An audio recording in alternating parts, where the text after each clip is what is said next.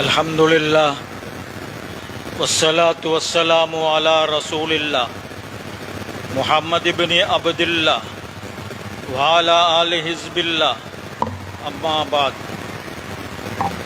قال الله تعالى في القرآن الكريم أعوذ بالله من الشيطان الرجيم ولا تكونوا كالذين نسوا الله فأنساهم أنفسهم وأولئك هم الفاسقون. صدق الله العظيم وصدق رسوله النبي الكريم ونحن على ذلك لمن الشاهدين والشاكرين والحمد لله رب العالمين. அளவற்ற அருளாளனும் நிகரற்ற அன்புடையோனுமாகிய எல்லாம் வல்ல அல்லாவுக்கே சர்வ புகழும். சலவாத்தும் சலாமும் சர்தாரே துஆலம் முஹம்மது முஸ்தபா ஸல்லல்லாஹு அலைஹி வஸல்லம் அவர்கள் மீதும் அன்னாரின் ஆல் அஸ்ஹாபுகள் அவர்களை பின்பற்றி ஒழுகி நடந்து வந்த நல்லவர்கள் பெரியவர்கள் ஷேகுமார்கள் உலமாக்கள் அனைவர் மீதும் என்றென்றும் உரித்தாகட்டும். அல்லாஹுவின் நல்லடியார்களே, அல்லாஹு ஜல்ல ஷான்ஹு தஆலாவை அஞ்சி நடக்குமாறு முதலில் எனக்கும் அடுத்து உங்களுக்கும் வசியத்து செய்கின்றேன். ரசூலுல்லாஹி ஸல்லல்லாஹு அலைஹி வஸல்லம் இந்த உலகத்தின் பார்வையிலிருந்து மறைந்து 1435 ஆண்டுகள் கடந்து போய்விட்டன. ஹிஜ்ரி 1500க்கு மேல் இந்த உலகத்தின் இருப்பு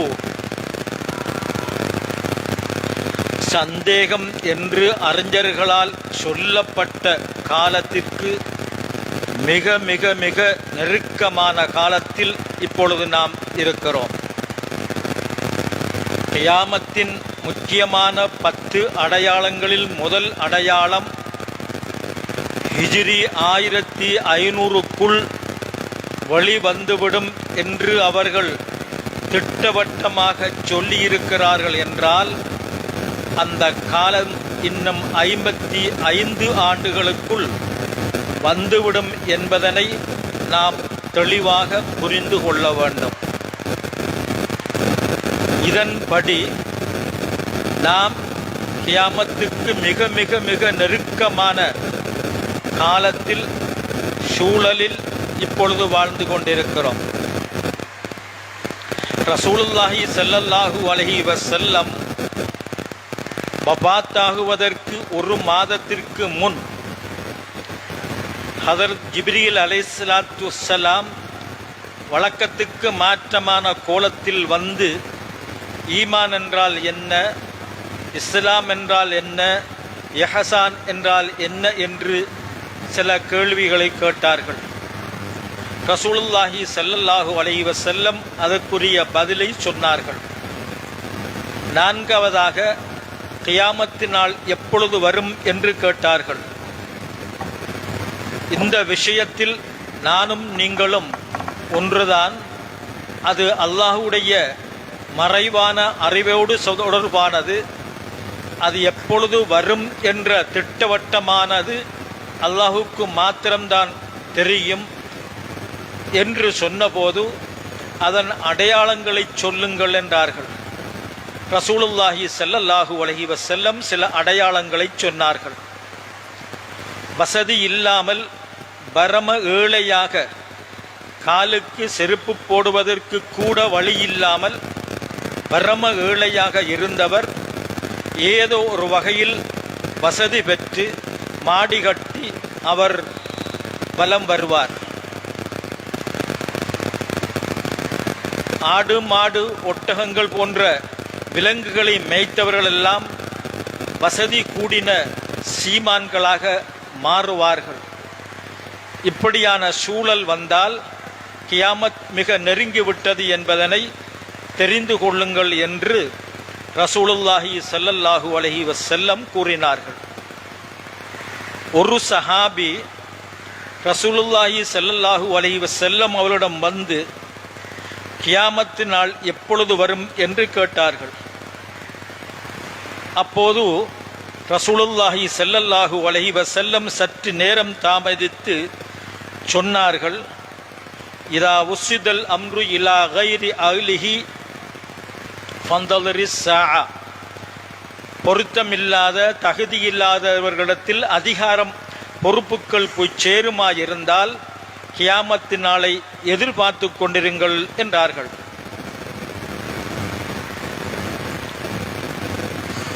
இந்த இரண்டு ஹதீஸினுடைய தொகுப்பையும் உற்று நோக்கி நாம் பார்க்கும்போது கியாமத்து நாள் நெருங்கிய காலத்தில் ஒரு சமூக பிறழ்வு ஏற்படும். தாழ்ந்தவர்கள் உயர்ந்தவர்களாக, உயர்ந்தவர்கள் தாழ்ந்தவர்களாக மாறுகின்ற சூழல் வரும். வசதி உள்ளவர்கள் ஏழையாக, ஏழையாக இருந்தவர்கள் வசதி உள்ளவர்களாக மாறுவார்கள். தகுதி இல்லாதவர்கள் எல்லாம் அதிகாரம் செலுத்துகின்றவர்களாக மாறுவார்கள். அந்த நேரம் நடக்குமாயிருந்தால் கியாமத் நெருங்கிவிட்டது என்பதை புரிந்து உங்களை உற்று நோக்கி உங்களுடைய ஈமானை சரி செய்து கொள்ளுங்கள் என்று ரசூலுல்லாஹி ஸல்லல்லாஹு அலைஹி வஸல்லம் இதன் மூலமாக நமக்கு சொன்னார்கள். பதா அல் இஸ்லாமு கரீபா சயஊது கரீபா தூபா லில் உரபா. இஸ்லாம் ஆரம்பத்தில் வசதி இல்லாத ஏழைகள், கவனிப்பார் இல்லாதவர்கள், செல்வாக்கு இல்லாதவர்கள், சொல்வாக்கு இல்லாத பரதேசிகளிலிருந்துதான் ஆரம்பித்தது. அதே போன்றுதான் அது முடியும் போதும் சொல்வாக்கு, செல்வாக்கு, வசதி ஏதும் இல்லாத பரம ஏழைகள் பரதேசிகளில் தான் போய் முடியும் என்று ஸல்லல்லாஹு அலைஹி வஸல்லம் அவர்கள் சொன்னார்கள். அப்படியென்றால் கியாமத்துக்கு நெருக்கமான காலத்தில் முஸ்லிம்களுடைய எண்ணிக்கை குறையுமா என்றால் இல்லை. அவர்கள் பெரும்பான்மையாக இருப்பார்கள், அதிகமாக இருப்பார்கள். ஆனால் மூமின்கள் மிக மிக சொற்பமாக இருப்பார்கள். சஹாபாக்களை பார்த்து ஸல்லல்லாஹு அலைஹி வஸல்லம் அவர்கள் சொன்னார்கள், உங்களுக்கு மத்தியில் முனாஃபிக்குகள் எப்படி மறைந்து ஒளிந்து வாழுகிறார்களோ, தன்னை மறைத்து கொண்டு நடித்து வாழுகிறார்களோ, அதே போன்று கியாமத்தினால் நெருங்கிவிட்டால் முனாஃபிக்குகளுக்கு மத்தியில் மூமின்கள் ஒளிந்து மறைந்து வாழுவார்கள் என்று ரசூலுல்லாஹி ஸல்லல்லாஹு அலைஹி வஸல்லம் அவர்கள் கூறினார்கள். முனாஃபிக் என்றால் யார்? தொழுவார், நோன்பு பிடிப்பார், ஹஜ்ஜு செய்வார், ஜகாத்து கொடுப்பார், ஜிஹாது செய்வார், ஒரு முஸ்லிமினுடைய வெளிப்படையான எல்லா கடமைகளையும் செய்வார். சில நேரம் ஒரு உண்மையான முஸ்லிமை விட கூடுதலாக தொழுவார், நல்ல காரியங்களும் செய்வார். ஆனால் அவருடைய மனதில் ஈமான் இருக்காது, நயவஞ்சகம் இருக்கும். ஈமானுக்கும் நயவஞ்சகத்திற்கும் இடையில் உள்ள வேறுபாடு என்னவென்றால், ரசூலுல்லாஹி ஸல்லல்லாஹு அலைஹி வஸல்லம் அவர்களை மனதால் நேசித்து மரியாதை செய்து அவர்களை உண்மைப்படுத்துவது ஈமான். மனதில் பெருமானார் ரசூலே அக்ரம் ஸல்லல்லாஹு அலைஹி வஸல்லம் அவர்களுடைய நேசம் இல்லாமல், அவர்களை பற்றிய நல்ல அபிப்பிராயம் இல்லாமல், வெளியிலே வாயால் முஹம்மத் அல்லாஹுடைய ரசூல் என்று சொல்லிக்கொண்டு கடமைகளை அவர் நடிப்பாக செய்வர். கடைசி காலம் நெருங்கிவிட்டால் மூமின்களெல்லாம் முனாஃபிக்குகளாக மாறுவார்கள் என்றால் அவருடைய கோலத்தில் அல்ல, அவங்களுடைய வணக்கத்தில் அல்ல, அவருடைய ஈமானிலே நோய் ஏற்பட்டுவிடும். அந்த நோய் என்னவென்றால், ரசூலுல்லாஹி ஸல்லல்லாஹு அலைஹி வஸல்லம் அவர்களை பற்றிய மரியாதை குறையும், நல்ல அபிப்பிராயம் இல்லாமல் போகும். நாயம் ஸல்லல்லாஹு அலைஹி வஸல்லம் அவருடைய பிரதிநிதிகள்தான் இமாம்கள், வலிமார்கள், உலமாக்கள், ஷேகுமார்கள். அவர்களை பற்றிய மரியாதையும் நல்லெண்ணமும் இல்லாமல் இருக்கும். இவ்வாறு எவருடைய மனதில் இந்த நோய் இருக்கிறதோ அவர் அந்தரங்கத்தில் முனாஃபிக், வெளிப்படையில் முஸ்லிம். இந்த எண்ணம் உள்ளவர்கள், இந்த நோயுள்ளவர்கள்தான் இறுதி காலத்தில் பல்கி பெருகி இருப்பார்கள். சஹாபாக்களுடைய காலத்தில், அதாவது ரசூலுல்லாஹி ஸல்லல்லாஹு அலைஹி வஸல்லமுடைய காலத்தில் ஒட்டுமொத்தமாக முனாஃபிக்குகள் 300-ஐ தாண்டவில்லை. பெண்களில் 120 அல்லது 130-ஐ தாண்டவில்லை. அந்த எண்ணிக்கை போன்று மிகவும் அற்ப சொற்பமாகத்தான் கியாமத்து நெருங்கினால் மூமின்கள் இருப்பார்கள் என்று ரசூலுல்லாஹி ஸல்லல்லாஹு அலைஹி வஸல்லம் அவர்கள் சொன்னார்கள் என்றால் நாம் சற்று சுய விசாரணை செய்து கொள்ள வேண்டிய அவசியம் நமக்கு நிச்சயமாக இருக்கிறது. ஒரு உண்மையான மூமின் என்பவன் தொழுவது அல்ல, நோன்பு பிடிப்பதல்ல, ஒளிக்கடமைகளை செய்வதல்ல. அவன் மூமினாக முதலில் இருக்க வேண்டும். மூமினாக இருந்ததற்கு பின்னால் தான், ஈமானுக்கு பின்புதான் அவனுக்கு கடமைகள் வருகின்றன. ஆகவே கடைசியாக நரகத்திலிருந்து விடுதலை அவனுடைய ஈமானுடைய தரத்தை வைத்தே தவிர அவனுடைய அமலை வைத்து அல்ல. அமல்களுடைய தரம் தீர்மானிக்கப்படுவது அவனுடைய ஈமானை வைத்தே தவிர வேறு வெளிக்கோலத்தை வைத்து அல்ல என்பதனை ஒன்றுக்கு பல 100 விடுத்தம் நமக்குள்ளேயே நாம் உறுதியாக மனதிலே பதித்து கொள்ள வேண்டும். கடைசி காலம் என்பதில் சந்தேகமில்லை. அதை நாம் இப்போது அனுபவ ரீதியாகவே பார்க்கிறோம். இன்றைக்கு 50 ஆண்டுகளுக்கு முன்னால் பள்ளிகளிலேயோ பாடசாலைகளிலோ வீடுகளிலேயோ 2 சந்தேகமான கருத்துக்கள் இருக்கவில்லை. ஒரே கருத்து, ஒரே இஸ்லாம், ஒரே மார்க்கம், ஒரே போதனை என்றுதான் இருந்தது. அக்காலத்தில் உலமாக்கள் மிக சொற்பமாக இருந்தார்கள். ரமலானில் சொல்லுகின்ற ஹதீஸ் மாத்திரம்தான் அவர்கள் கேட்கின்ற பயானாக இருந்தது. ஆனால் மக்களிடத்திலே பேணுதல் இருந்தது, மக்களிடத்திலே மார்க்க அறிவு இருந்தது, மானம் மரியாதை இருந்தது, ஒழுக்கம் இருந்தது, பக்தி இருந்தது, எல்லாமே இருந்தன. ஆனால் இப்போது நிமிடத்துக்கு நிமிடம் பயான்கள் பல வழிகளிலே வருகின்றன. பள்ளிவாசல்களிலே, வானொலிகளிலே, சமூக வலைத்தளங்களிலே, தொலைக்காட்சியிலே, இன்னும் பல்வேறு வழிகளில் பயான்கள் வருகின்றன. திரும்புகிற பக்கமெல்லாம் பல்வேறு தலைப்புகளில் பயான்கள் இருக்கின்றன. ஆனால் இப்பொழுது அந்த முந்திருந்த சூழல், முந்தியிருந்த நல்ல ஒரு நிலை இப்பொழுது இல்லாமல் இருக்கிறது. மார்க்கம் பேசுகிறவர்களும் சரி, உலமாக்களும் சரி, பாமரர்களும் சரி, படித்தவர்களும் சரி, சொல்லுகின்ற ஒரு ஒட்டுமொத்தமான அனுபவ ரீதியான உண்மை, இப்பொழுது மாணவரிடத்தில் மரியாதை இல்லை, ஒழுக்கம் இல்லை, பெரியவரிடத்தில் பண்பில்லை, பக்குவமில்லை, உலமாக்களிடத்தில் இறையச்சமில்லை என்பதனை பொதுவாகவே எல்லோரும் சொல்கிறார்கள். அதை எல்லோரும் ஏற்றுக்கொள்கிறார்கள். அப்படி என்றால் கருத்து என்ன? இப்பொழுது சொல்லப்படுகின்ற பயான்களிலே எந்த உயிரோட்டமும் இல்லை. படிக்கின்ற படிப்பிலே எந்த விதமான பண்பாடும் இல்லை. செய்கின்ற அமல்களிலே எந்த பக்குவமும் இல்லை. இந்த அமல் எதுவும் நம்முடைய மனதில் தொடவில்லை, மனதிலே எந்த மாற்றத்தையும் ஏற்படுத்தவில்லை. சீரழிவு தொடர்ந்து கொண்டே செல்கிறது என்பதனை நாம் இப்பொழுது பார்க்கிறோம். இப்பொழுது பொதுவாகவே ஒரு வார்த்தையை எல்லோரும் சொல்கிறார்கள். முதல் படிப்பறிவு இல்லை, இப்பொழுது படிக்கின்றவர்கள் கூடியிருக்கிறார்கள், படித்தவர்கள் மார்க்கம் தெரிந்தவர்கள் அதிகமாக இருக்கிறார்கள் என்று பொதுவாக சொல்லுகிறார்கள். எதை வைத்து சொல்லுகிறார்கள்? மதரசாக்கள் பெருகியிருக்கின்றன, மௌலவிமார்கள் நிறைய இருக்கின்றார்கள், பேசுகின்றவர்கள் நிறைய இருக்கின்றார்கள், அதை வைத்து மார்க்க அறிவு அதிகமாக இருக்கிறது என்று கூறுகிறார்கள். அவை ஒற்று உண்மையல்ல, அது முச்சுத்தமான பொய்யாகும்.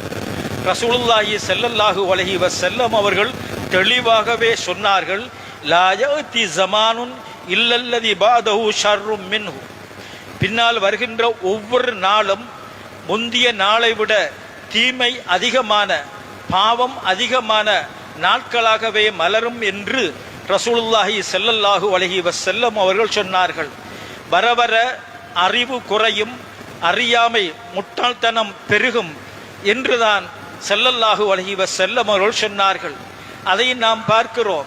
ஒரு 100 ஆண்டுகளுக்கு முன்னால் இருந்த அறிவு ஞானம், மௌலவிமார்களுடைய ஆலிம்களுடைய ஞானம் இப்பொழுதுள்ள திறமையானவரிடத்திலேயும் காணப்படுவதில்லை. வர வர அறிவு சுருங்கி செல்கிறது. ஆனால் மார்க்க அறிவை இவர்கள் எடை போடவில்லை. விஞ்ஞான, உலகியல், கல்விகளுடைய தொழில்நுட்பங்கள் வளர்ந்திருப்பதை பார்த்து அறிவு வளர்ந்திருக்கிறது என்று கூறுகிறார்கள். ஆனால் ஒரு மூமின் தன்னுடைய பேச்சோ, தன்னுடைய செயலோ, தன்னுடைய சிந்தனையோ, தன்னுடைய எண்ணமோ, தன்னுடைய வழிகாட்டுதலோ யாவும் அல்லாஹ் அவனுடைய ரசூல் சொன்னபடி இருக்க வேண்டுமே தவிர அடுத்தவன் சொல்வதை வைத்து தீர்மானிக்க கூடாது. ரசூலுல்லாஹி ஸல்லல்லாஹு அலைஹி வஸல்லம் அறிவு என்பது மறுமைக்கு பயன்படுகின்ற அறிவுதான் அறிவு என்று நமக்கு எல்லை போட்டு சொல்லியிருக்கிறார்கள். எந்த ஒரு எண்ணம், எந்த ஒரு செயல், எந்த ஒரு அறிவு, எந்த ஒரு சிந்தனை இந்த உலகத்தில் மட்டும் சுருங்கிவிடாமல் மறுமைக்கு பயன்படுமா இருந்தால் அதுதான் உண்மையான அறிவு, அதுதான் அவனுக்கு வழிகாட்டக்கூடிய அறிவு, அதுதான் அவனுக்கு பிரயோசனமான அறிவு. மறுமைக்கு பயன்படாத எந்த அறிவும் அது அவனுக்கு தீமையாகவும் நாசமாகவும் அவனுக்கு கேடாகவும் அமையுமே தவிர ஒருபோதும் அவனுக்கு உதவியானதாக அமையப் போவதில்லை. இந்த உலகம் என்பது ஒரு முஸ்லிமுடைய பார்வையில் அழிந்து போகக்கூடியது. அது எந்த நேரத்தில் அழியும், எந்த நேரத்தில் அது நம்மளை விட்டு பிரியும் என்பது நமக்கு தெரியாது. ஒவ்வொருவருடைய மௌத்தும் அவருக்கு உலகம் அழிவாகத்தான் அமையும். அவருடைய மௌத்து, அவர் மௌத்தாகுவதோடு அவருடைய உலகம் அழிகிறது. ஆகவே ஒருவர் மௌத்தானால் உலகம் அவரை விட்டு பிரிகிறது. அந்த பிரிகிற பொழுது இந்த உலகத்தில் எதையெல்லாம் அவர் மறுமைக்காக சிந்தித்தாரோ, செய்தாரோ, எண்ணினாரோ அதுதான் அவருக்கு பிரயோசனம் செய்யும். ஒரு மூமின் யார்? அவன் உலகத்தை நம்பியவன் அல்ல.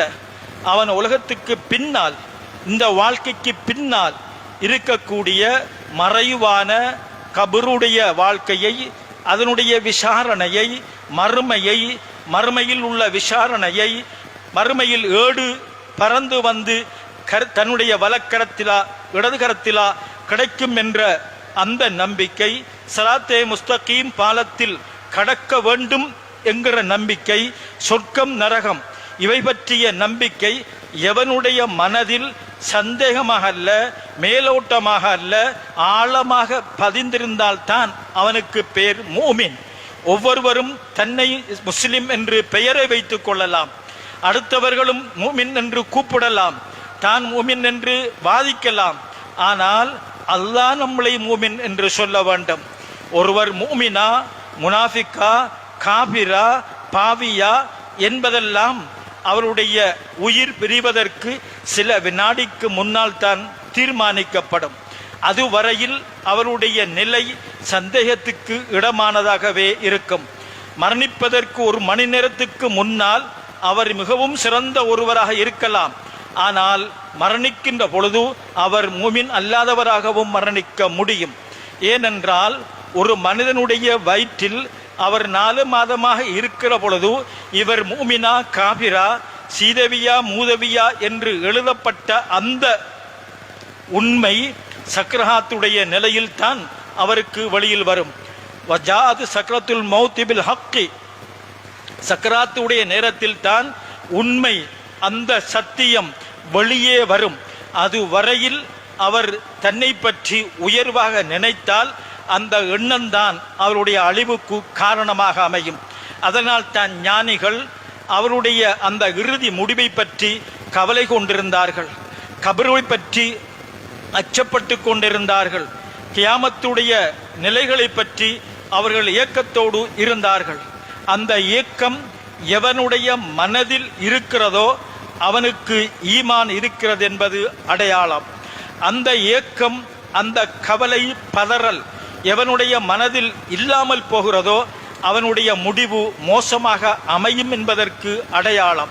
ஆகவே தன்னுடைய மனதை தானே பார்க்க வேண்டும்.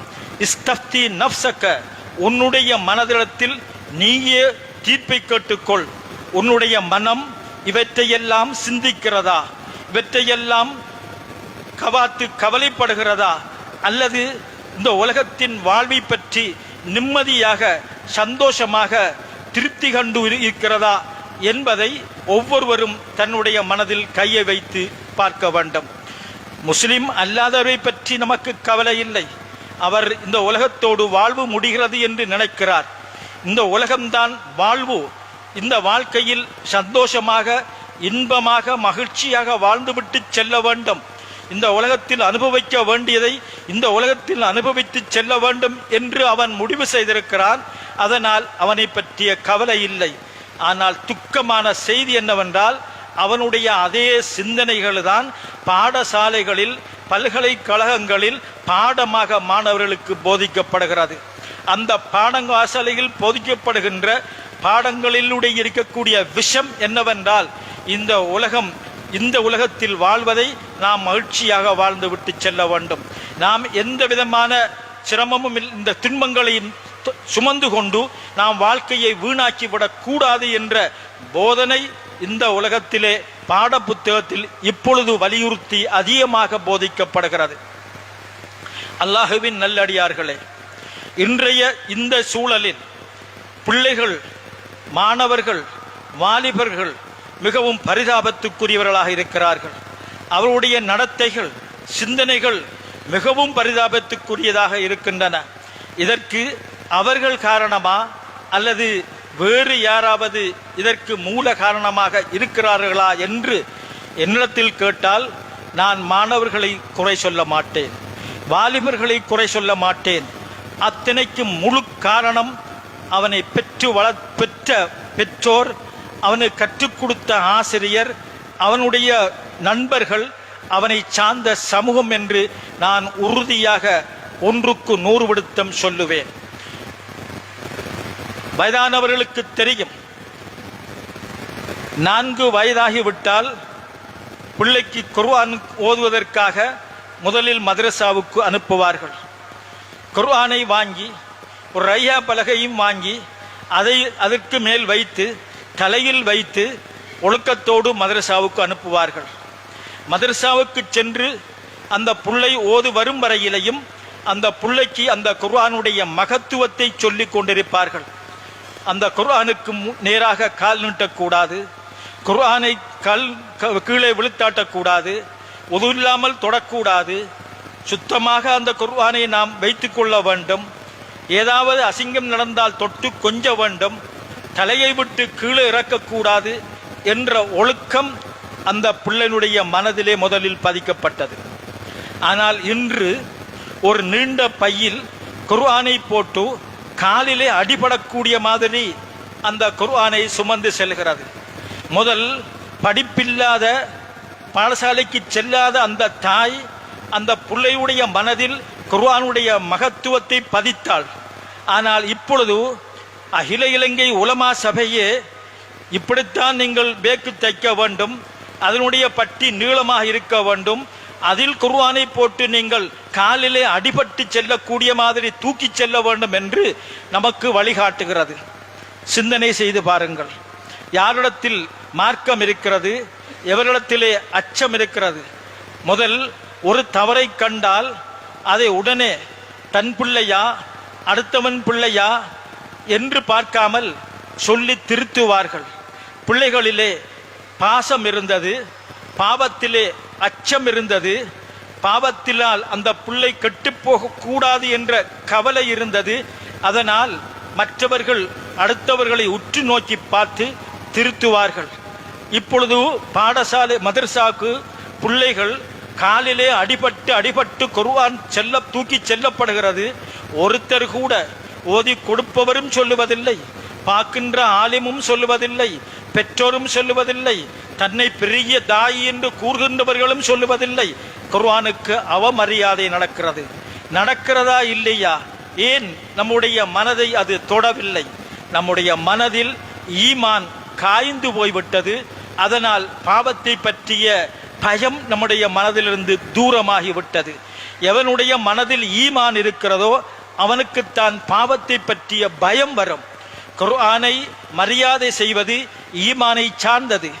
எவன் குர்ஆனுக்கு அவமரியாதை செய்கிறானோ அவன் காபிராகி விடுவான் என்று சட்டம் வகுத்திருக்கிறார்கள். குஃப்ரை ஏற்படுத்தக்கூடிய காபிராக கூடிய காரணங்களில் பிரதானமான ஒன்று குர்ஆனை அவமதிப்பது, குர்ஆனுக்கு மரியாதை செய்யாமல் இருப்பது. குர்ஆனுக்கு மரியாதை செய்யாவிட்டால் அவனுடைய ஈமான் அவனை விட்டும் விலகிவிடும். நன்கு சிந்தனை செய்து பாருங்கள். நம்மளை அறியாமல் எப்படி நாம் பாவத்தில் மாட்டுகிறோம், எவ்வாறு நம்முடைய ஈமான் நம்மளை விட்டும் பிடுங்கப்படுகிறது, அதற்கு யார் காரணமாக வழிகாட்டிகளாக இருக்கிறார்கள் என்பதையெல்லாம் சற்று சிந்தனை செய்து பார்க்க வேண்டும். கடைசி காலத்தின் சூழலை பற்றி ரசூலுல்லாஹி ஸல்லல்லாஹு அலைஹி வஸல்லம் அவர்கள் சொன்னார்கள், யூஷுக்கு அய்யதி அலன் நாஸி ஸமானுன் லா யபுகா மினல் இஸ்லாமி இல்லா இஸ்முஹு. கடைசி காலத்தில் ஒரு காலம் வரும், அந்த காலத்தில் இஸ்லாம் பெயரில் மட்டும்தான் இருக்கும். வலா யபுகா மினல் குர்ஆனி இல்லா ரஸ்முஹு. குர்ஆன் எழுத்தில் இருக்கும், அதற்கான பொருளும் இருக்காது, அதனுடைய அகமியமும் இருக்காது, அதனுடைய சட்டமும் இருக்காது, அதனுடைய மரியாதையும் இருக்காது, ஒழுக்கமும் இருக்காது. எல்லாமே போய் கடைசியாக எழுத்தில் குர்ஆன் சாதாரண புத்தகமாக மாறும். மசாஜிதுஹும் ஆமிரா. அந்த காலத்தில் உள்ள மக்களுடைய பள்ளிவாசல்கள் எல்லாம் நன்றாக நிர்வாகம் செய்யப்பட்டு அழகாக கட்டப்பட்டு அலங்காரம் செய்யப்பட்டு வெளிச்சங்கள் ஏற்படுத்தப்பட்டு முளத்துக்கு மூலம் பேன் போட்டு சத்தத்தை உயர்த்த வச்சு நல்ல பரிபாலம் நடக்கும். வைய ஹராபுன் அனில் ஹுதா. பள்ளியை கட்டினால், பள்ளிக்கு விளக்கேற்றினால், பள்ளிக்கு நல்ல வசதிகளை ஏற்படுத்தி கொடுத்தால் நன்மையான காரியம் என்று நினைக்கிறார்கள். ஆனால் வைய ஹராபுன் அனில் ஹுதா, ஹிதாயத் இல்லாமல் அது பாழாய் போய் கிடக்கிறது. உலமாஹும் ஷர்ரும் மின் தஹத் அதீமிஸ் ஸமா. அந்த காலத்தில் வாழுகின்ற உலமாக்கள் பூமிக்கு கீழே மிகவும் கொடியவர்களாக இருப்பார்கள். மின் ஐந்திஹிம் தஹ்ருஜுல் ஃபித்னா ஃபீஹிம் தஅது. ஃபித்னா அங்கிருந்து வந்து அங்கேயே போய் சேரும் என்று ரசூலுல்லாஹி ஸல்லல்லாஹு அலைஹி வஸல்லம் அவர்கள் சொல்லி காட்டினார்கள். முன்னால் இருந்த மக்களிடத்திலே உறுதி இருந்தது, அதில் எந்த விதமான சந்தேகமும் இருக்கவில்லை. அதனால் அவர்கள் வெற்றி பெற்றார்கள். நஜா அவ்வளவு ஹாதியில் உம்மா பில் யகீனி வ ஸுஹுதி. முன்னால் இருந்த சமுதாயம் யகீனோடும் உறுதியோடும் சந்தேகம் இல்லாமலும் உலக பற்றற்றவர்களாகவும் இருந்து வெற்றி பெற்றார்கள். வயஹ்லிகு ஆஹிரு ஹாதியில் உம்மா. இந்த உம்மத்தின் கடைசி காலத்தில் வருகின்றவர்கள் பில் புஹ்லி வல் அமலி. கஞ்சத்தனத்தாலும் பெரியதனத்தாலும் மேலெண்ணத்தாலும் அதிக பணம் திரட்ட வேண்டும், செல்வந்தனாக இருக்க வேண்டும், வசதி வாய்ப்போடு வாழ வேண்டும் என்ற அந்த பெரிய எண்ணத்தோடு அவர்கள் ஹலாக்காகி போகிறார்கள் என்று ரசூலுல்லாஹி ஸல்லல்லாஹு அலைஹி வஸல்லம் அவர்கள் சொன்னார்கள். படிக்க வேண்டும். எதற்காக? தன்னுடைய கடமைகளை செய்வதற்காக, தன்னுடைய வணக்கங்களுடைய கடமைகளை செய்வதற்காக, அதனால் அதனுடைய சருத்து ஃபர்களை தெரிந்து கொள்வதற்காக, அந்த இபாதத்துகள் எந்த விதமான பங்கம் பழுதுகள் இல்லாமல் சரியாக அமைய வேண்டும் என்பதற்காக, தன்னுடைய மனம் பரிசுத்தமடைந்து இறையச்சத்தால் வளர்ந்து கல்பு கண் திறந்து அல்லாஹ்வுடைய தஜல்லியாத்துகளை பார்க்க வேண்டும் என்பதற்காக அவன் படிக்க வேண்டும், ஓத வேண்டும். இந்த உலகத்தில் நாம் வாழ வந்தவர்கள் அல்ல. இது ஒரு முஸ்லிமினுடைய கோட்பாடு அல்ல. நாம் மறுமைக்காக நன்னை தயார்படுத்த வந்தவர்கள், மறுமைக்காக தயார்படுத்த வந்தவர்கள். மறுமையை மறந்துவிட்டு இந்த உலகத்தையே நாம் சுகபோக வாழ்க்கை என்று நினைத்து அவன் இங்கேயே தன்னுடைய வாழ்வை முடித்து கொண்டால் மறுமை அவனுக்கு பாழ். அவன் நிரந்தர நரகத்தில் நிரந்தர துக்கத்துக்கு அவன் ஆளாகி விடுகிறான்.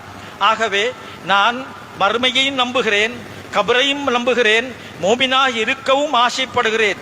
ஆனால் உலகத்தினுடைய சிங்காரத்தையும் அதனுடைய இன்பத்தையும் நான் துறக்க தயாரில்லை என்றால் அது ஒருபோதும் சாத்தியமாகவே மாகாது. லா யஸ்தகீமு ஹுப்பு துன்யா வல் ஆஹிரா பி கல்பில் மூமின். ஹதரத் ஈசா அலைஹிஸ்ஸலாத்து வஸ்ஸலாம் அவர்கள் சொன்னார்கள், ஒரு மூமினுடைய கல்விலே உலகத்தின் ஆசையும் மறுமையின் ஆசையும் ஒரே நேரத்தில் ஒருபோதும் இருக்க முடியாது. கமாலா யஸ்தகீமுல் மாஉ வன் நார் ஃபி இனாயின் வாஹிதின்.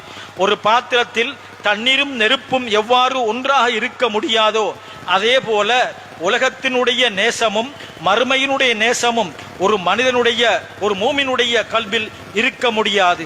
இரண்டில் ஏதாவது ஒன்றுதான் இருக்க வேண்டும். முதல், மதரசாவுக்கு சென்றால் மார்க்கத்தை கற்க வேண்டும், மக்களுக்கு அதை சொல்லிக் கொடுக்க வேண்டும், தான் திருந்த வேண்டும், மற்றவர்களை திருத்த வேண்டும் என்ற எண்ணம் தான் மாணவனுக்கு இருக்கும்.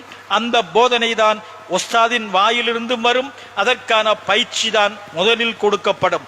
ஆனால் இப்பொழுது 3 வயது வந்தால் அந்த பிள்ளையை பாடசாலைக்கு நேசரிக்கு அனுப்புகிறோம். அது ஆங்கில நேசரி என்றால் தான் அது நேசரி. பாடசாலைக்கு சென்றால் படிக்க போன மாணவனும் முஸ்லிம், அனுப்புகின்றவரும் முஸ்லிம், படிப்பிக்கின்றவரும் முஸ்லிம். ஆனால் அங்கு இருக்கின்ற படிப்பு கலாச்சாரம் நசாராக்கள் யகூதிகளின் கலாச்சாரம், நடனம், ஆடல், பாடல் இவைகள்தான் அங்கு இருக்கின்றன. அந்த பிஞ்சு உள்ளத்திலேயே இஸ்லாம் முழுமையாக எடுக்கப்படுகிறது. வேற்று கலாச்சாரம், எந்த கலாச்சாரம் நம்முடைய மனதுக்குள் வரக்கூடாதோ என்று எச்சரிக்கப்பட்டதோ, ஒரு மூமின் அஞ்சினானோ, அந்த கலாச்சாரத்தை சின்ன வயதிலேயே முஸ்லிம்களாலேயே ஊட்டப்படுகின்ற ஒரு துர்ப்பாக்கியத்தை நாம் பார்க்கிறோம். பிறநாள் அந்த பிள்ளை படிக்கிற பொழுது 5ஆம் ஆண்டு வந்தால் ஸ்காலர்ஷிப் படிக்க வேண்டும் என்பதற்காக குர்ஆன் மதரசாவை அவன் துறக்கிறான். அவன் பாடசாலையிலேயே கவனம் செலுத்துகிறான். இப்பொழுது 3 வயதுக்கு பின்னாலேயே குர்ஆன் மதரசா என்பது பகுதி நேர, அதுவும் வீட்டுக்கு வந்து மௌலவி படித்து கொடுக்க வேண்டிய நிர்பந்தத்தில் கற்றுக் கொடுக்கப்படுகிறது. ஆனால் அந்த பிள்ளைக்கு முழுக்க பெற்றோர் பாடசாலை கல்வி, உலக கல்வி இதிலேயே கவனத்தை ஊட்டுகிறார்கள். இன்னும் சற்று வளர்ந்தால் அவனுடைய சிந்தனையிலே நீ ஒரு வைத்தியனாக வர வேண்டும், ஒரு பொறியியலாளராக வர வேண்டும், உனக்கு கணக்காளராக வர வேண்டும், ஏன் அதிகம் சம்பாதிக்கின்ற வருமானம் ஈட்டுகின்ற தொழிலை பெறுகின்றவனாக நீ மாற வேண்டும், அதற்காக நீ படிக்க வேண்டும் என்று ஊட்டப்படுகிறது. சின்ன வயதில் அவனுடைய மனதில் கல்வி என்பது அதிக சம்பளம் எடுக்கக்கூடிய, அதிகமாக வசதி வாய்ப்புகள் பெறக்கூடிய ஒரு கல்விதான் கல்வி. அந்த கல்வியை கற்று அதில் வெற்றி பெற்றவன் தான் புத்திசாலி என்பது ஊட்டப்படுகிறது. இதனால் அவனுடைய மனதில் மார்க்க கல்வி மலினமாகிவிட்டது. இப்பொழுது நாம் பார்க்கிறோம், முதலில் மதரசாவிலே மார்க்க கல்வி போதிக்கப்பட்டது. மார்க்க கல்விக்காகத்தான் அது உருவாக்கப்பட்டது. அந்த மார்க்க கல்வி கற்றுக் கொடுப்பதற்காகத்தான் அக்காலத்தில் வக்குவு செய்யப்பட்டது. ஆகவே மார்க்க கல்வி அல்லாத வேறு ஏதாவது ஒரு கல்வி அந்த மதரசாவில் கற்றுக் கொடுத்து அந்த கற்றுக் கொடுக்கின்றவர்களுக்கு அந்த வக்குவு சொத்திலிருந்து வேதனம் ஊதியம் கொடுத்தால் அந்த ஊதியம் ஹராமானதாகும், அவர்கள் குற்றவாளிகளாகும். வக்ஃபுக்கு மாற்றம் செய்வதற்கு மாற்றத்தில் அனுமதி கிடையாது. எவ்வாறு மக்களுடைய மனதில் மார்க்க கல்வியை மலினப்படுத்த வேண்டும் என்பதற்காக யஹூதி நசாராக்கள் சதித்திட்டம் தீட்டி எவ்வாறெல்லாம் செயல்படுத்தி வருகிறார்கள் என்பதனை நாம் சற்றும் சிந்திப்பதே கிடையாது. இந்த உலகத்திலே ஒரு மூமினாக வாழ்வது மேலா, ஒரு படித்தவன், ஒரு பட்டதாரியாக, ஒரு மருத்துவனாக, ஒரு பொறியியலாளராக வாழ்வது மேலா? இந்த எண்ணத்தில் ஒரு மனிதன் கற்று அந்த கல்வியை இந்த மாதிரி அவன் வாழ்க்கைக்கு பிரயோசனமானதாக மாற்றுவானா இருந்தால் அவன் மறுமையை பாழாக்கிய பாவியாகவே மாறிவிடுவான். அல்லாஹ்வின் நல்லடியார்களே, ரசூலுல்லாஹி ஸல்லல்லாஹு அலைஹி வஸல்லம் அவர்கள் சொன்னார்கள், மா அன்ஜாலல் ஹுமூம ஹம்மம் வாஹிதா ஹும் ஆஹிரத்து ஹம்ம ஆஹிரத்துஹு கஃபஅல்லாஹு ஹம்ம துன்யாஹு அமன் தஷஅபது பிஹில் ஹுமூமு அஹ்வாலத் துன்யா லம் யுபாலில்லாஹு ஃபி ஐயி அவுதியத்தியா ஹலக்க. ஒரு மனிதனுடைய மனதிலே ஒரே கவலைகள், எல்லா கவலைகளும் சேர்ந்து மறுமையினுடைய ஒரே கவலையாக அவனுடைய மனதில் அந்த கவலை இருக்கும் இருந்தால் அவனுக்கு இந்த உலகத்தின் கவலையும் மறுமையின் கவலையும் அல்லாஹ் போக்கி விடுவான். அந்த கவலைகள் பிரிந்து பிரிவினையாகி அந்த கவலைகள் எல்லாம் உலகத்தின் கவலையாக மாறுமாயிருந்தால் அவனுடைய மனதில் இருக்கின்ற கவலைகள் மறுமையின் கவலையாக இல்லாமல் அது இந்த உலகத்தின் கவலையாக, நன்றாக படிக்க வேண்டும், நன்றாக சம்பாதிக்க வேண்டும், பெரிய வீடு கட்ட வேண்டும், வாகனம் வேண்ட வேண்டும், நாம் செல்வாக்குள்ளவனாக இருக்க வேண்டும் என்றெல்லாம் அவனுடைய கவலைகளை அவன் பிரித்து அவன் அந்த கவலையோடைய வாழுவானா இருந்தால் அல்லாஹு தாலா கியாமத்தில் எந்த ஓடையில் அவனை நாசமாக்கி வீசுவான் என்பதில் அல்லாஹ்வுக்கு எந்த பொருட்டும் கிடையாது என்று ரசூலுல்லாஹி ஸல்லல்லாஹு அலைஹி வஸல்லம் அவர்கள் சொல்லி காட்டினார்கள். மேலும் சொன்னார்கள், மன் அஸ்பஹ வத்துன்யா அக்தர ஹம்முஹு, ஒரு மனிதன் காலையில் எழும்பும் போது இந்த உலகத்தினுடைய சிந்தனை தான் அவனுடைய பெரிய கவலையாக இருக்குமா இருந்தால் ஃபலைஸ மினல்லாஹி ஃபி ஷைஇன், அல்லாஹ்விடத்தில் அவனுக்கு எந்த தேவையும் கிடையாது. அல்லாஹுடைய எந்த ஒரு அனுக்கிரகமும் அல்லாஹுடைய உதவியும் அவனுக்கு கிடைக்க மாட்டாது. வஅல்ஸமல்லாஹு கல்பஹு அர்ப ஹிசாலின், 4 விஷயங்களை அவனுடைய மனதிலே அல்லாஹ் நீங்காமல் ஆக்கி வைத்து விடுவான். ஒன்று, ஹம்மன் லா யன்கதியு அன்ஹு அபதா, அவனுடைய மனதிலே கவலைகள் எப்பொழுதும் இருக்கும். அவன் மௌத்தாகிற வரையில் அவனுடைய மனதிலிருந்து கவலை நீங்க மாட்டாது, அந்த கவலை இருக்கும், நிம்மதி இருக்க மாட்டாது. அபதா, அவன் மௌத்தாகிற வரையில் ஏதோ ஒரு விஷயத்தில் ஈடுபட்டவனாக கவனம் செலுத்தினவனாக பராக்கானவனாகவே இருப்பானே தவிர அவன் நிம்மதியாக ஓய்வாக ஒருபோதும் இருக்கவே மாட்டான். அபதா, அவனுடைய செல்வத்தை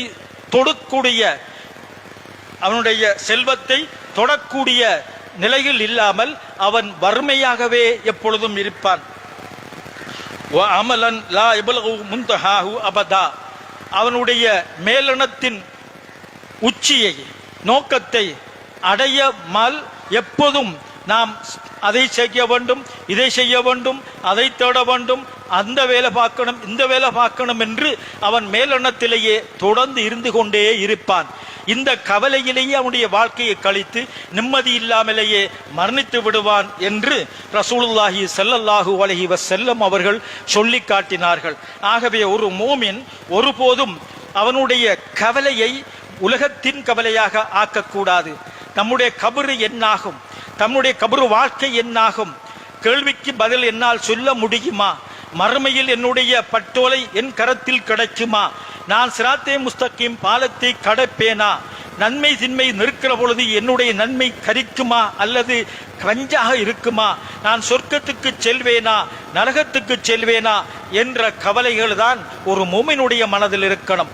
ஈமான் இருந்தால் இந்த கவலை இருக்கும், ஈமான் இல்லாமல் நயவஞ்சகத்தனம் மனதில் இருந்தால் உலகத்தின் கவலை இருக்கும். இன்று நாம் பார்க்கிறோம், அத்தனை குழப்பத்துக்கும் அத்தனை பாவத்துக்கும் அத்தனை பிரச்சனைகளுக்கும் மூல காரணமாக இருப்பது பணம். ஏதோ ஒரு வகையில் பணம் தேட வேண்டும், பதவியை தேட வேண்டும் என்பதற்காகத்தான் மனிதன் பேயாக அலைகிறான். அதற்காகத்தான் போதைப் பொருளிலே இறங்குகிறான், தவறான வியாபாரத்திலே இறங்குகிறான், மோசமான வேலைகளிலே அவன் இறங்குகிறான். எதற்காக? எப்படியாவது சம்பாதித்து நான் இந்த உலகத்தில் தன்னை உயர்த்தி காட்ட வேண்டும், தன்னுடைய பெருமையை மற்றவர்கள் பேச வேண்டும், மற்றவர்கள் இவன் ஒரு பெரிய வசதி படைத்தவன், இவ்வளவு நிலச்சொந்தக்காரன், பெரிய வியாபாரி என்று புகழ வேண்டும் என்பதற்காக எந்த வகையிலேயாவது பணம் தேடணும் என்று அவர் நினைக்கின்ற அந்த நினைப்புத்தான் தவறான வழிகளிலே அவனை தள்ளி கொண்டிருக்கிறது.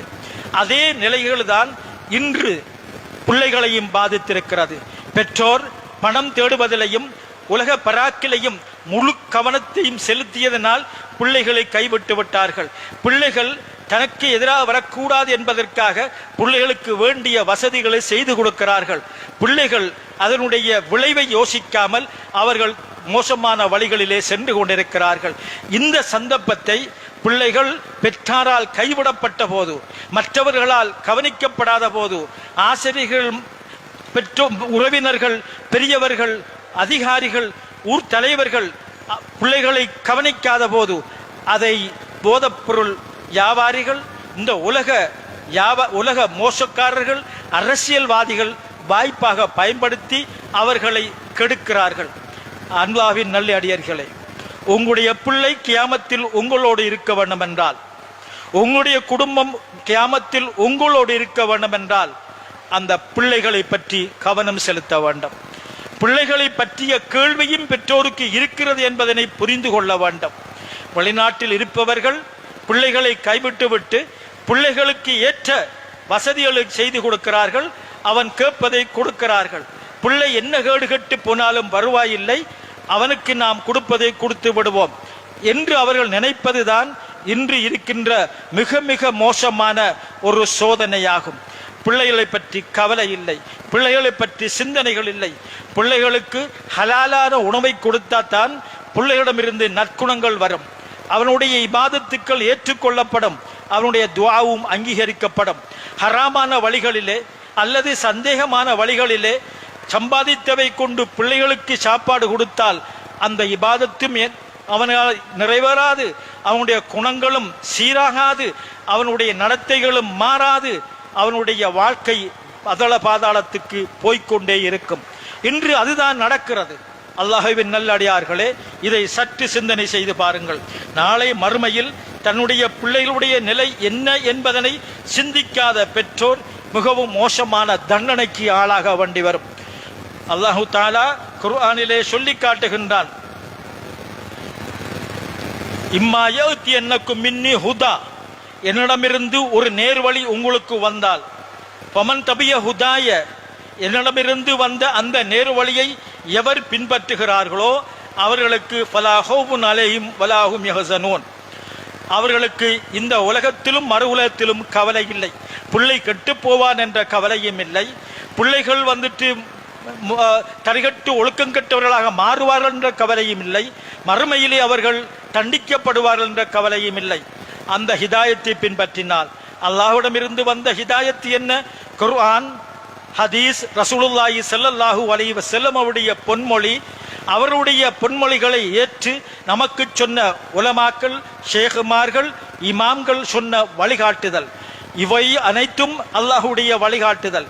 இந்த வழிகாட்டுதலின் யாராவது பின்பற்றி நடப்பார்களாயிருந்தால் அவர்கள் ஒருபோதும் வழி தவற மாட்டார்கள். அந்த வழிகாட்டுதலை விட்டுவிட்டு யாராவது தன்னுடைய சொந்த சிந்தனையின் அடிப்படையில் அல்லது யாரோ எழுதி வைத்த அல்லது சொல்லுகின்ற போதனைகளின் அடிப்படையில் பிழையான கொள்கையில் உள்ளவருடைய பாதையில் செல்வானா இருந்தால் அவனுக்கு அச்சமும் இருக்கும், மனதில் கவலையும் இருக்கும், பிள்ளையை பற்றிய கவலையும் இருக்கும், அவனுடைய முடிவை பற்றிய அச்சமும் இருக்கும். இன்று பிள்ளைகளை பற்றிய கவலை, பிள்ளைகளை பற்றிய அச்சம் பெற்றோருக்கு இருக்கிறது, ஏன் சமூகத்துக்கே இருக்கிறது. அவர்கள் தரிகட்டு மாறி நடப்பதனால் என்ன விளைவு வந்துவிடுமோ, என்ன விபரீதம் வந்துவிடுமோ, அவர்கள் பைக்கில் ஓடுகின்ற பொழுது அவர்கள் நடந்து கொள்கின்ற விதம் கட்டுக்கடங்காமல் மோசமாக நடப்பதெல்லாம் இன்று சமூக சீர்கேடாக மாறிவிட்டது. தனி மனித பிரச்சனை அல்ல, அது சமூக சீர்கேடாக மாறிவிட்டது. ஆகவே இந்த நோயை சமூகம்தான் தீர்ப்பதற்கு தீர்மானிக்க வேண்டும். இதற்காக அனைவரும் கவனம் செலுத்த வேண்டும், அனைவரும் பங்களிக்க வேண்டும். மற்றவருடைய குற்றத்தை பாதுகாக்கின்றவர்களாக, அதை மறைக்கின்றவர்களாக ஒருபோதும் இருக்கக்கூடாது. குற்றத்தை தண்டிக்கின்றவர்களாக, கண்டிக்கின்றவர்களாக, நம்மளால் முடியாவிட்டால் உயர் அதிகாரிகளுக்கு காட்டிக் கொடுக்கின்றவர்களாக மாறாத வரையில் அவர்களும் அந்த பாவத்துக்கு பங்காளி என்பதனை மறந்துவிடக்கூடாது. அல்லாஹு ஜல்ல ஷானு தஆலா நாம் அனைவரையும் ஈமான் உள்ளவர்களாக ஆக்குவானாக. அல்லாஹுடைய ஹிதாயத்தை பின்பற்றி நடக்கக்கூடிய பாக்கியம் உள்ளவர்களாக நம்மை அனைவரையும் ஆக்குவானாக. அல்லாஹுடைய ஹிதாயத்திலே நமக்கு செல்வதற்கான தௌஃபீக்கை தருவானாக. பழையான வழிகேடுகளிலே சேராமலும் அந்த வழிகேடுகளுடைய உறவுகள் நம்மளை தொடாமலும் நம்முடைய பிள்ளைகளையும் மற்றவர்களையும் பாதிக்காமலும் அல்லாஹ் பாதுகாப்பானாக. நம்முடைய அமலை ஏற்றுக்கொள்வானாக. தன்னுடைய ரிசுக்களை ஹலாலானதாக ஆக்கி வைப்பானாக. அல்லாஹுடைய அச்சத்தை மனதிலே உயிருள்ளதாக ஆக்கி வைப்பானாக.